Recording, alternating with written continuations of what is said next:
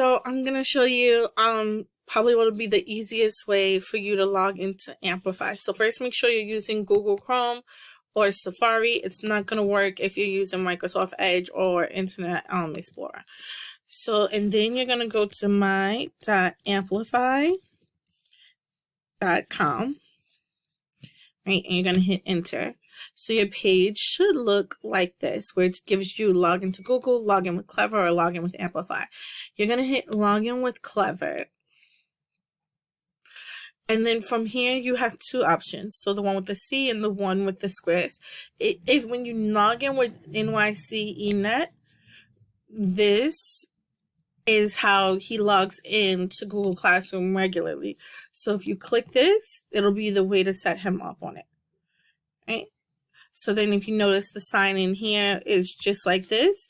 So for Malik, I would hit Malik, IEK, what was it? Malik C 3.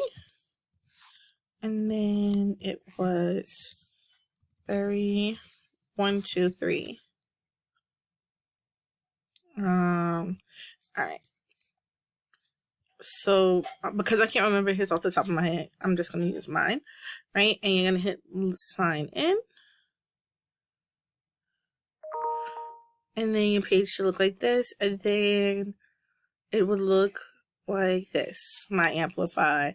Now, once again, his screen might be white. And you might say like join class code or whatever up here. You're going to hit launch programs and hit science. And that should take you into Malik's Amplify. Okay. So that's the easiest way to do it. You could also go the Clever route, but I think that was the one that was giving you guys the most difficulty. So try this out and let me know how it works. Looking forward to hearing from you.